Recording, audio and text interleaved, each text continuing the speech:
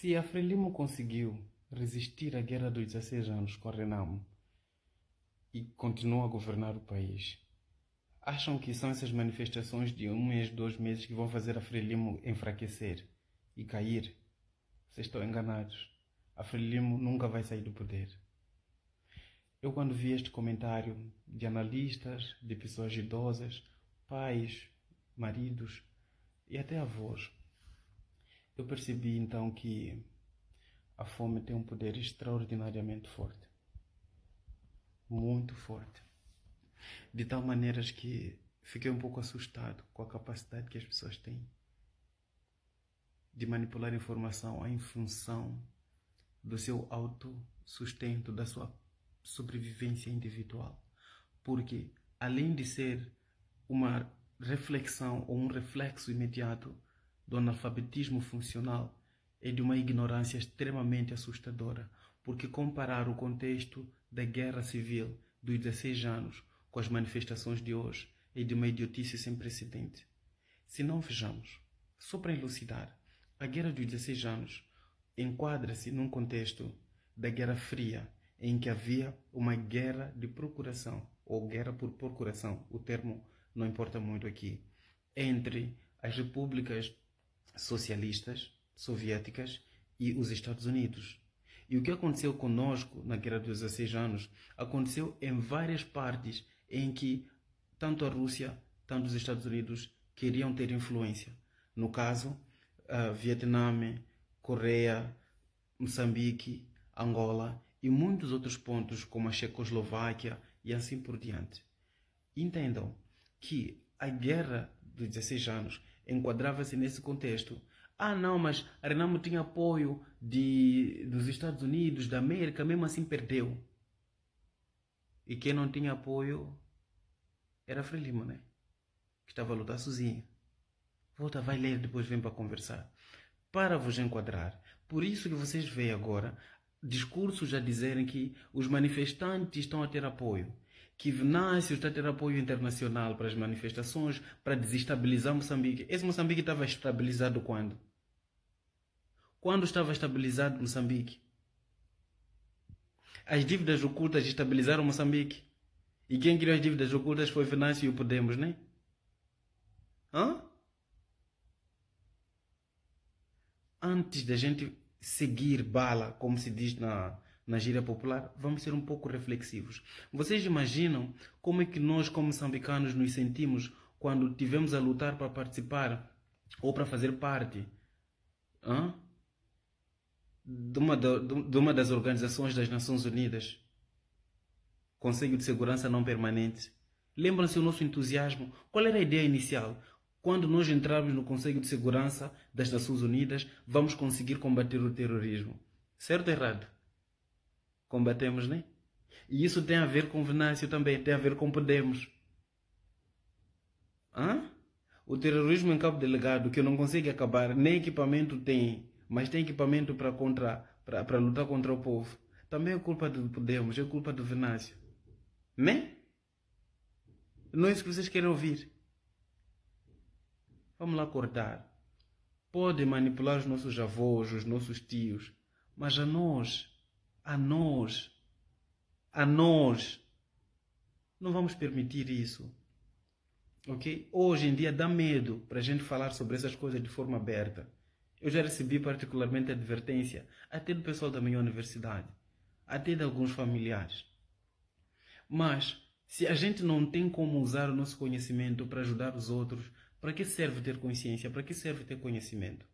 Para finalizar, eu só quero ajudar aqui algumas pessoas que são um pouco leigas, que não tiveram a sorte de ter informação sobre o contexto da Guerra Civil para poderem comparar com esse assunto de hoje. A Guerra Civil dos 16 anos, Moçambique, quando estava a lutar, a Frelimo tinha apoio de toda a República Soviética, todos os membros, que estava sendo encabeçado pela Rússia, ok? Isso envolvia Kim Il-sung, ok?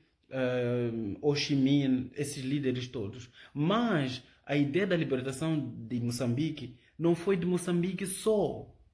Não. Moçambique foi convidado a participar da sua autodeterminação, principalmente com o maior fervor de Gana, por ter sido o primeiro país africano a alcançar a sua própria independência. ok? Mas a Renamo teve apoio dos Estados Unidos, mas não de forma direta, mas sim através do apartheid na África do Sul e da força do Ian Smith em Zimbábue, atualmente.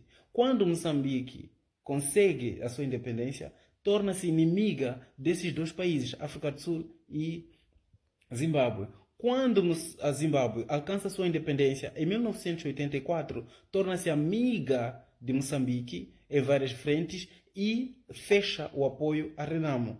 E a Renamo passa a ter apoio direto exclusivamente somente do apartheid ou dos ingleses na África do Sul. Em 1994, quando, a África do Sul alcança sua independência, através de um acordo feito com Joaquim Chissano, deixa também de prestar apoio à Renamo. E a Renamo fica à deriva. Mas a Renamo, no final do dia, é quem ganhou a guerra. Porque a Renamo lutava pela autodeterminação de Moçambique através da ideologia do socialismo, da liberalismo, da liberdade, da democracia.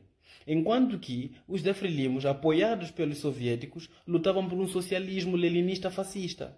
Mas vocês se sabem da história, nos anos 90 e tal, o acordo que aconteceu entre Moçambique, através de Renamo e Frelimo, Moçambique muda de regime, muda de poder político do socialismo para o capitalismo, para o Estado de Direito Democrático, para o multipartidarismo, para a liberdade de expressão, para a liberdade de imprensa, mas não foi dado reconhecimento a Renamo, mas sim a Frelimo por ter estado no poder. E não confundam, Frelimo que libertou Moçambique do jugo colonial, que era a Frente de Libertação de Moçambique, como um movimento de libertação, e Frelimo como partido político criado depois da independência de Moçambique, em 1977. São coisas totalmente diferentes. Totalmente diferentes. Tá certo? Vamos continuar aqui para terminar melhor aqui. Depois desse período todo, ainda surte efeito aquela ideia dormente na mente das pessoas que as pessoas de Moçambique não são violentas, não são reativas, são passivas. É por isso que hoje estão a dizer que os manifestantes que estão às ruas estão a ser apoiados por forças externas. O que isso quer dizer? Quer dizer que vocês não são inteligentes o suficiente, vocês não são espertos o suficiente para tomar essa decisão sozinhos. Os moçambicanos estão a manifestar, não têm essa iniciativa de manifestar sozinhas, sem que tenha alguém de fora, para desestabilizar Moçambique, para desestabilizar o país. Então, estamos a ser chamados de burros, de ignorantes de alguma forma. Porque se nós fôssemos sozinhos entre nós, se não tivesse nenhuma influência externa, nós não seríamos manifestantes, não teríamos manifestado nada, estaríamos quietos como sempre estivemos. Mas como tem uma força externa que quer desestabilizar Moçambique, como se são os manifestantes que criaram as dívidas ocultas que assustaram e deram corrida a todos os investidores de Moçambique, como se tivessem sido os manifestantes que criaram as dívidas ocultas, como se tivessem sido os moçambicanos que estão a manifestar, que tivessem regredido e mandado fechar todas as empresas que estavam a funcionar em Moçambique, como se tivessem sido os manifestantes que aumentaram o custo de vida, que venderam caurabaça, que venderam sazol, que venderam gás. Continuem, vamos dormindo. Vamos dormindo. Mas este país é nosso. Nós vamos lutar por ele. Mas não por partido, mas sim pelo país. Porque acima do partido está o nosso país, está o nosso Estado, está a nossa etnia, está a nossa herança étnica, está o nosso valor cultural. Acima dos partidos estão os nossos valores como sociedade. Acima dos nossos partidos existe a soberania. Eu digo e vou repetir, não vamos discutir que partido é bom, vamos discutir que projeto é melhor para Moçambique. Boa noite.